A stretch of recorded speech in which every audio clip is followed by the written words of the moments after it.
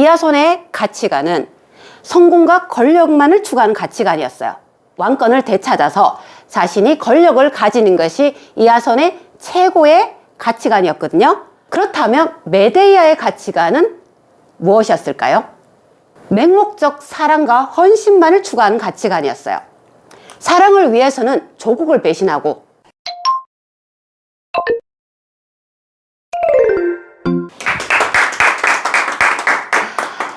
안녕하세요. 김정순의 신화이야기 11번째입니다. 오늘의 주제는 서로 다른 가치관이 만들어낸 비극 이하손과 메데이아의 이야기입니다. 영어 이름 제임스 들어보셨나요? 네. 엄청 흔하죠? 이하손의 영어식 이름이에요. 영웅 이하손의 이름을 따서 지은 거죠. 전편의 헤라클레스는 헤라의 저주를 받고 태어나서 온갖 시련과 박해를 받습니다. 하지만 이하손은 헤라의 적극적인 지지를 받는 영웅이에요. 그리고 메데이아는 이하손의 아내입니다. 그리스의 비극 에우르피데스가 쓴 메데이아란 희곡 아시나요? 그 희곡 속의 여주인공이에요. 희대의 악녀, 복수의 하신, 메데이아의 대명사입니다. 헤라의 적극적인 지지를 받은 이하손과 그 영웅을 사랑한 비극의 여주인공 메데이아의 이야기 속으로 지금부터 들어가 보도록 하겠습니다. 영웅들은 항상 출생의 비밀이 있죠. 이하손 역시 출생의 비밀이 있습니다. 이하손의 할머니는 앨리스 왕국의 공주였어요. 이름은 티로 공주입니다. 신화 속의 아름다운 공주는 항상 신들의 타겟이 되죠. 티로 역시 포세이돈의 레이다망에 들어갔습니다. 포세이돈은 호시탐탐 티로를 노리고 있었어요. 당시 티로는 강의 신을 짝사랑하고 있었거든요. 포세이돈은 강의 신으로 변신해서 티로와 하룻밤을 지내요. 하룻밤을 포세이돈과 지낸 티로는 임신을 합니다. 임신을 하고 아이를 낳는데 하물며 쌍둥이였어요. 그 쌍둥이 이름은 펠리아스와 넬레우스였습니다.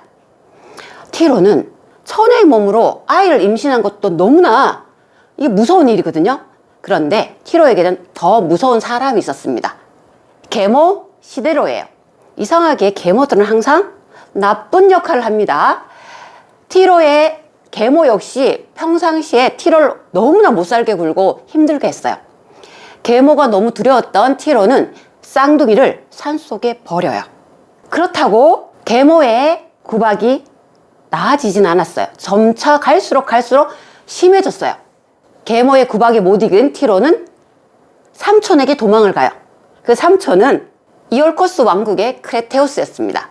크레테우스는 평소 아름다운 티로를 연모하고 있었어요. 티로가 자기한테 도망오자 크레테우스는 바로 티로와 결혼을 합니다. 역시 그리스 로마 신화 막장의 재미가 있어요. 근친혼 그리스 로마 신화에서는 너무나 흔한 이야기예요. 당황하지 마시고 크레테우스와 티로 사이에서 아이가 태어나요. 그 아이 이름은 아이손입니다. 오늘의 주인공은 이하손. 아버지는 어른손 아니에요. 아이손이에요. 아이손. 이 아이손이 태어납니다. 그렇다면 티로와 포세이돈 사이에 태어났던 쌍둥이는 어떻게 되었을까요? 산속에 버려진 쌍둥이 펠리아스와 넬레우스는 우연히 그 길을 지나가고 있던 착한 마부에게 발견돼요. 마부의 손에서 무럭무럭 자라요. 성장한 이후에 펠리아스와 넬레우스는 자신의 출생의 비밀을 알게 됩니다. 자신의 어머니가 계모가 무서워서 자신들을 버릴 수밖에 없었다는 것을. 화가 난 쌍둥이는 엘리아스로 쳐들어갑니다. 누구를 죽이러 갈까요? 복수를 하려면 시대로 계모를 죽여야겠죠. 역시 계모들은 성격도 포악하지만 약삭 빨라요. 바로 시데로는 헤라의 신전으로 도망을 가요. 왜 헤라의 신전으로 도망갔을까요? 헤라는 가정의 여신입니다. 아무리 자기가 계모라도 이 쌍둥이한테는 할머니죠. 가정의 여신의 신전에서 가족을 죽이는 이런 행동을 하지 않을 거라고 계산한 거예요. 하지만 펠리아스와 넬레우스는 바로 신전으로 쳐들어옵니다. 펠리아스를 본 시대로는 죽일 테면 죽여봐. 너희들이 감히 가정의 여신 신전에서 나를 죽일 수 있다고? 펠리아스는 어떻게 했을까요? 전혀 상관하지 않죠. 지금 복수의 눈이 멀었기 때문에 신전 바로 그 안에서 시데로를 죽여버립니다. 그러면서 분노에 찬 펠리아스가 시데로를 보고 우리 엄마가 네가 무서워서 우리를 버릴 때 그때 가정의 여신 헤라는 어디 있었는데? 나? 헤라 여신? 나에게는 중요하지도 신으로서 인정도 하고 싶지 않은 신이야. 이 말을 들은 헤라는 아니 자신의 신전에서 가족을 살인한 것도 모자라 자기를 모욕하는 펠리아스에게 저주를 내립니다. 펠리아스에게 내린 저주는 너 역시 가족에게 잔인하게 죽임을 당할 것이다. 이 저주를 받은 펠리아스는 신경도 안 쓰고 바로 이올코스로 갑니다. 당시 이올코스의 크레테우스는 사망을 했어요. 사망을 하고 누가 왕위를 계승할까요? 그렇죠. 아이손이 왕위를 계승하려는 그 타이밍에 펠리아스가 딱 도착을 합니다. 펠리아스는 자신은 티로와 포세이돈의 아들이고 방금 어머니 티로의 복수를 하고 왔다 하면서 아이손을 힘으로 제압해서 왕위에서 내쫓습니다. 아이손의 왕위를 찬탈한 거죠. 그리고 이 아이손을 유배를 보내요. 유배지에서 아이손은 알키메데와 결혼해요. 왕족들은 능력이 탁월합니다. 유배지에서 결혼해서 아이까지 낳은 걸 보아. 그 아이의 이름이 이아손이에요. 언제 펠리아스가 자신의 아들을 죽일 줄 몰라 거짓 소문을 퍼뜨려요. 우리 아들은 죽었다. 그리고 이 이아손을 현자 케이론에게 보내서 교육을 맡겨요. 케이론 반인 반마의 켄타우루스족의 현자입니다. 많이 보셨죠? 헤라클레스와 아킬레우스의 스승입니다. 즉 영웅들의 스승이 된 거죠. 현자 케이론 밑에서 이아손은 궁술, 말타기를 배우면서 영웅으로서의 자질을 연마해요. 성인이 된 이아손은 늘 아버지가 했던 말, 너는 힘을 키워 반드시 잃어버린 왕권을 찾아야 한다, 이 말을 가슴에 새기고 있었거든요. 성인이 된 이아손은 바로 이올코스로 가요. 왜? 왕권을 찾아야 되니까. 왕권을 찾기 위해서 이올코스로 향하던 중에 큰 강을 만납니다. 강을 막 건너려고 하는데 한 노인이 나 좀 업어서 강을 건너주지 않겠냐고 부탁을 해요. 갈 길이 바빴지만 이아손은 노파를 업어서 강을 건너줍니다. 이 노파는 변신한 헤라였어요. 헤라는 자신의 저주를 실행하기 위해서 이아손을 시험했던 거예요. 이 시험은 한 번에 패스를 하게 돼요. 이걸 계기로 이아손은 헤라의 적극적인 지지를 받게 됩니다. 헤라를 얻고 강을 건너던 중에 이아손이 한쪽 신발을 잃어버립니다. 한쪽 신발을 잃어버린 채로 펠리아스에게 가게 되죠. 펠리아스는 이아손을 보고 깜짝 놀라요. 왜냐하면 그 전에 신탁을 받았거든요. 신탁의 내용은 한쪽 신발을 신은 자를 조심해라. 그 자가 당신을 파멸시킬 것이다. 지금 이아손이 한쪽 신발을 신고 자기 앞에 나타난 거예요. 거기다가 이아손이 삼촌, 우리 아버지와 약속한 거 기억하시나요? 내가 성인이 되면 왕권을 저에게 넘겨주시기로 하셨죠. 이제 제가 성인이 되었으니 왕권을 넘겨주세요. 펠리아스는 왕권을 넘겨주는 조건으로 하나의 제안을 합니다. 콜키스로 가서 황금양털을 가지고 오면 내가 너에게 왕권을 주겠다. 콜키스는 동방의 먼 나라예요. 이올코스에서 너무나 멀기 때문에 펠리아스의 생각으로는 가다가 이아손이 죽을 거라고 생각한 거예요. 더욱이 황금양털은 잠들지 않는 용이 지키고 있었거든요. 그것을 가지고 올 수 있는 사람은 아무도 없었어요. 이아손은 삼촌의 제안을 승낙을 합니다. 그리고 황금양털을 찾기 위해서 아르고 원정대를 조직하고 대원들을 모집해요.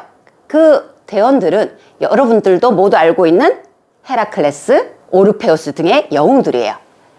이 영웅들을 이끌고 황금양털을 찾기 위해서 아르고호 원정대 대탐험 시작을 하죠. 오늘 강연에서는 아르고호 원정대나 아르고 탐험은 잠시 접어두려 합니다. 이유는 굉장히 많은 스토리가 있어요. 다른 강의에서 한 번 더 할 예정이니까 기대해 주시기를 바라겠습니다. 우여곡절 끝에 아르고호 원정대는 콜키스에 도착해요. 콜키스의 왕은 태양신 헬리오스의 아들 아이에테스였거든요.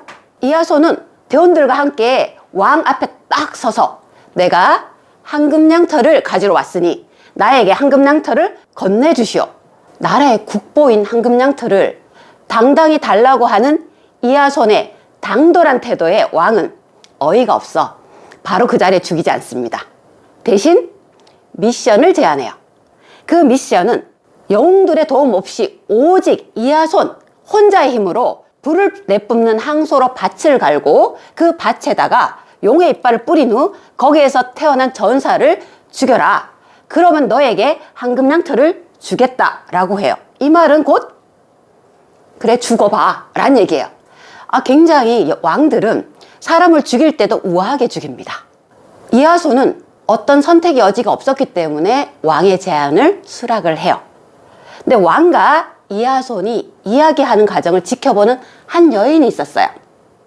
네, 왕의 딸 메데이아예요. 메데이아는 첫눈에 이하손에게 반합니다. 첫눈에 반하는 이유는 헤라가 큐피트를 보내서 큐피트의 하사를 메데이아에게 쏘게 한 거예요. 헤라는 이하손을 돕기 위해서 조력자로 메데이아를 선택한 거예요. 메데이아를 조력자로 선택한 이유는 메데이아는 헤카테의 여신의 수제자였어요. 이 여신은 주술과 마법의 신이었습니다.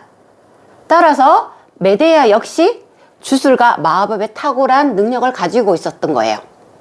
헤라는 이하손의 적극적인 조언자로 메데이아를 선택한 거죠. 첫눈에 이하손에게 반한 메데이아는 이하손에게 매달립니다. 그러면서 나와 결혼만 해주면 아버지 미션도 완수할 수 있도록 도와줄 뿐만 아니라 황금양털도 찾을 수 있도록 도와주겠다고. 이하손의 입장에서는 굳이 결혼을 마다할 필요가 없죠. 자기한테 매달리죠. 자기의 미션도 깔끔하게 대신 처리해준다니. 그래서 헤카테 여신의 재단에서 결혼을 약속합니다.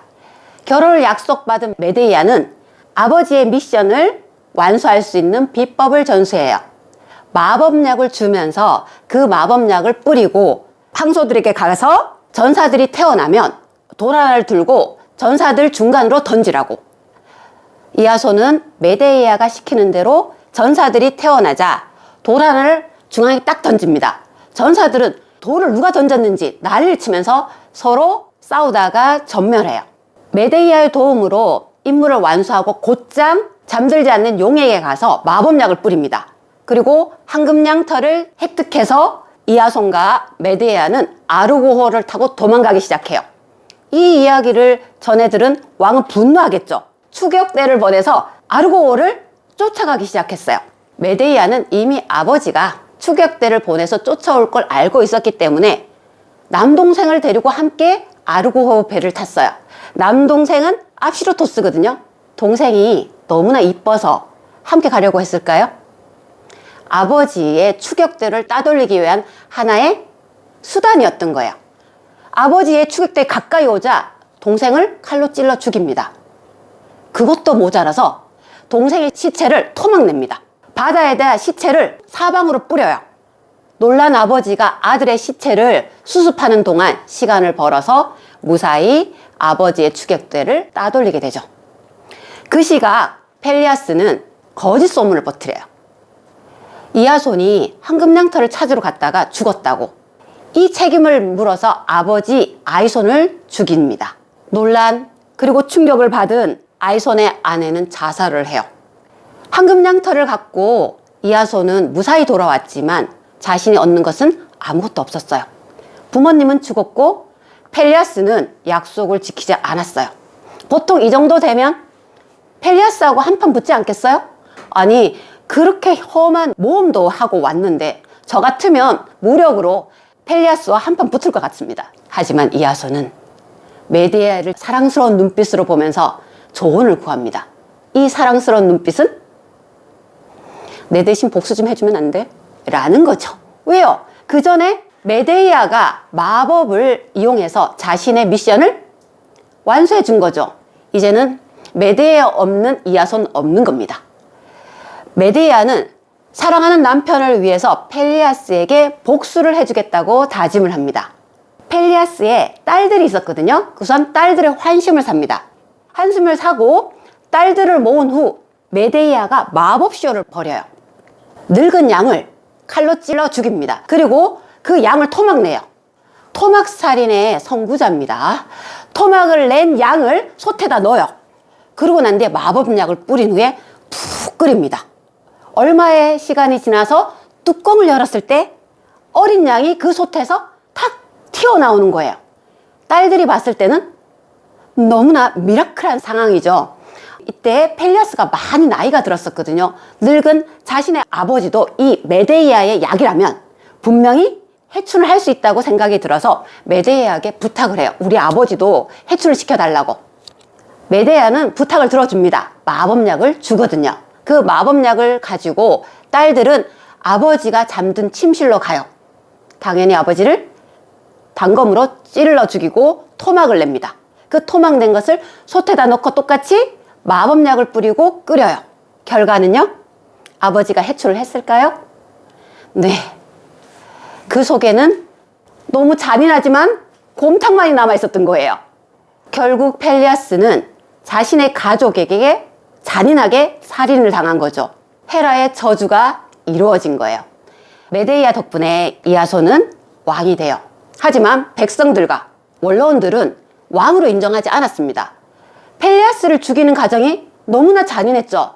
그래서 반란을 일으켜서 이아손과 메데이아를 추방해버려요. 추방당한 부부는 코린토스로 도망갑니다.